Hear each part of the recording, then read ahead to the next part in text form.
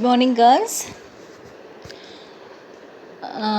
Today we are going to continue the prose which we are seeing for the past 4 days. So today I'm going to complete the unit number 2. Yesterday I thought about Dante as a poet, as a hero poet. Now we are going to see Shakespeare as hero poet. So girls, why Thomas Carroll he selected Shakespeare as a hero poet? That is the thing which we are going to see here. Speaking about Shakespeare, in his lecture, Thomas Carroll opines that Homer was to Greece and the Dante to the Middle Ages. Likewise, Shakespeare was to the modern age. See, Thomas Carroll he compares the three writers to their according age. Likewise, Homer means he exactly matches to the Greek. Dante means he suits to the Middle Ages. And likewise, Shakespeare was to the modern age. Shakespeare may well be placed on the pedestal at par with Homer and Dante. Shakespeare may well be placed on pedestal. Pedestal means a statue. A statue like Homer and Dante statue, we can place a statue for the Shakespeare. Carroll claims that sovereign poet means he is a ruler. Who is a ruler? Shakespeare is a sovereign. Sovereign means a ruler of the poet. Who rules the poet? Shakespeare is a ruler of the poet. With his seeing eyes, with his perennial means lasting singing voice. It everlasting means not last. It everlasting singing voice of the William Shakespeare was sent to take note of the changing times in Europe. Whenever you go to Europe, it never change. They'll be keep on lasting with the singing voice of Shakespeare we can hear. Next, Carroll is in all praise for Shakespeare. Thomas Carroll, he prays for Shakespeare. He calls him priceless. William Shakespeare is priceless. You can't fix any price for the William Shakespeare. That much he is capable. So he is priceless. And calmness of the depth. He is very calm from the depth of his heart. A calm. He is priceless and he is calm. And a placid of joy's strength. Placid means not easily upset. He is a man who never get easily upset. And he is a man who joyously strength. Next, a great soul, a great personality, true person, as well as a very clear man. Next, like a tranquil, TRANQUIL. Tranquil means free from disturbance. He is free from disturbance. So, like a tranquil, and he is like a tranquil means he is free from disturbance, and unfathomable. Unfathomable means easily understood. See, he is free from disturbance, and we can easily understood like the sea. Shakespeare is further on compared to further he was compared to an immaculately built house. He is compared to the immaculately built house. Immaculately built house means perfectly clean. How the immaculately house clean, like that William Shakespeare is very clean, which makes us forget the rude, disorderly raw materials with which it was built. Though the house was built with the raw materials, rude materials, but after that it was very perfectly clean. It was very perfectly clean. The finished product, that is Shakespeare, is so perfect. William Shakespeare is a finished product. It is not an unfinished product. William Shakespeare is a finished product. Is so perfect. William Shakespeare is so perfect that we forgot from what raw material he was made with. Totally, we forgotten by what material he was built up of. It was so, what to say? It is so wonder how soft he is, how calm he is, how perfect he is, how he was made. What are the materials was used for finishing him off? Shakespeare is so perfect. In the same manner, he finished plays are just as perfect he is. How perfect he is. In the same manner, he finished all his plays. See, he is so perfect that we forget from what raw material he was made up of. That much he is perfect. Like that, he will finish it off his plays. As such, he is perfect. And we can no longer discern the raw material used to make the plays. Discern means find out. We cannot find out. Discern means find out in what raw material he was used for writing his plays. It was totally blank for us. We don't know what are the raw materials he used to write his plays. The insight with which Shakespeare arranged the plot in his plays. See, it is entirely different how perfectly he arranged the plot in his plays is in itself an art and shows the true intelligence of the man.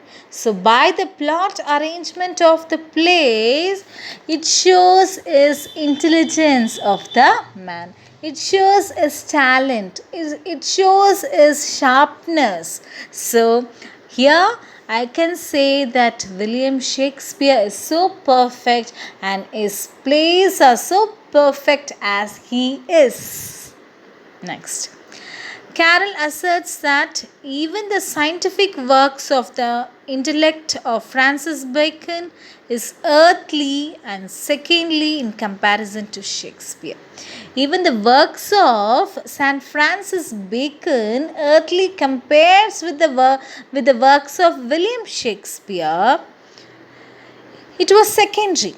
The works of Francis Bacon, when it compares to the comparison with the William Shakespeare, it comes secondary. Though it is earthly, though it is useful for the manhood, but it comes secondary in the level of William Shakespeare. What he implies is that Shakespeare work is divine.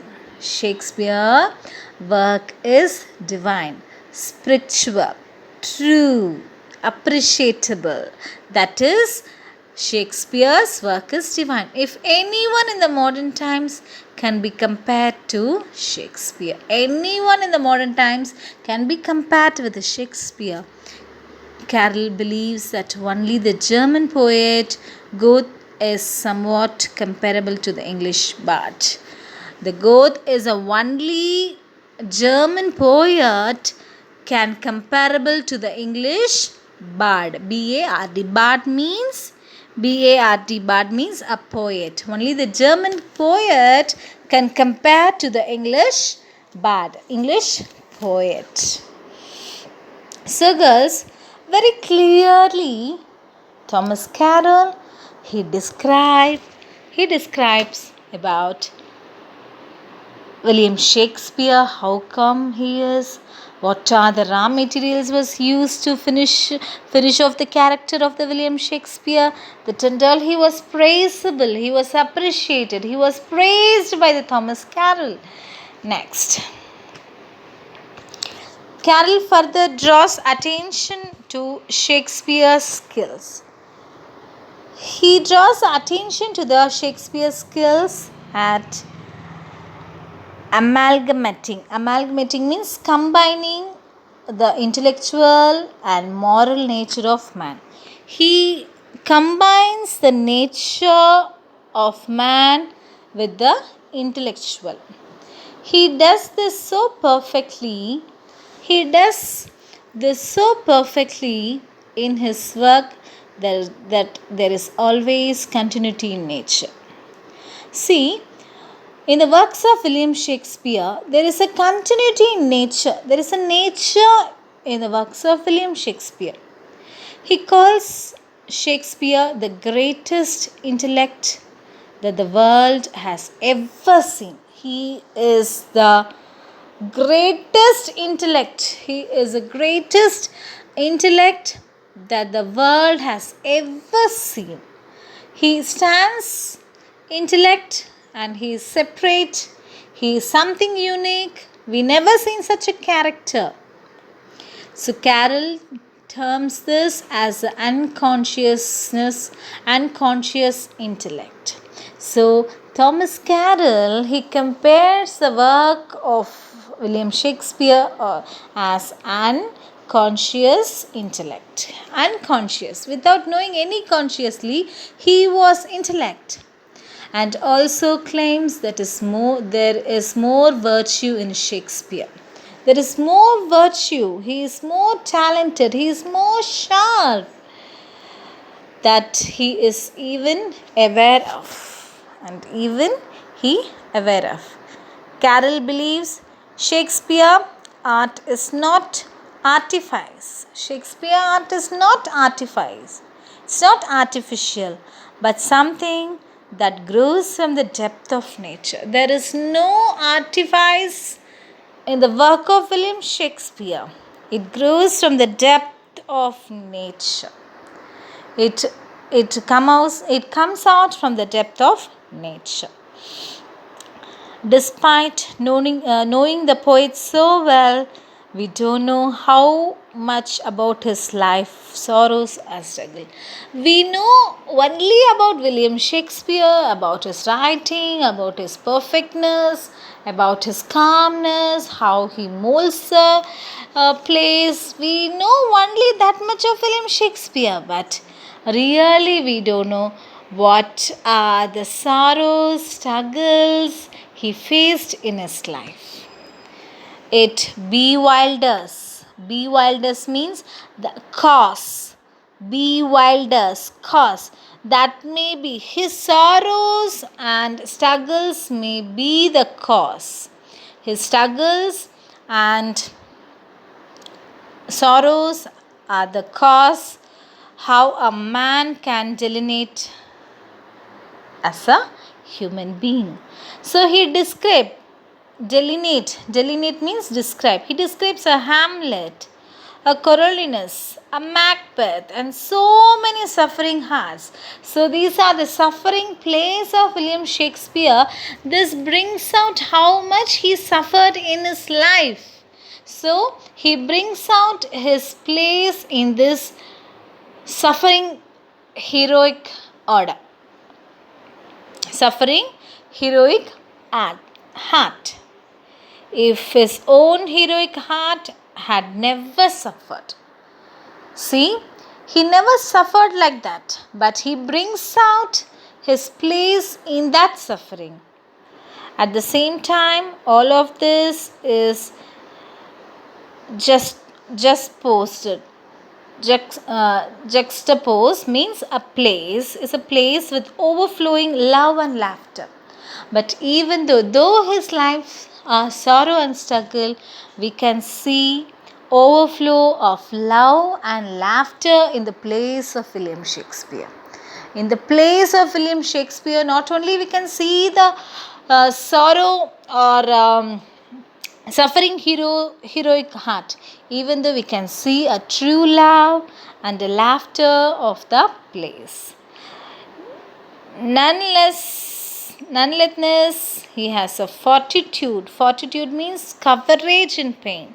He covers his pain. He coverage his pains and won the proverbial battle. And he won the proverbial. Proverbial means the wordings, the words he used for the language. That is proverbial battle as far as comparison with Dante is concerned. So thus this victory can be seen through all his writing. So these are the victory he won through his writing. So these are the two beautifully, very excellently, very clearly Thomas Carroll, he explained about the two poets as a hero. One is Dante and another one is William Shakespeare. So girls, this is why this made Thomas Carroll to come up with the historical writers to achieve as a hero. Okay.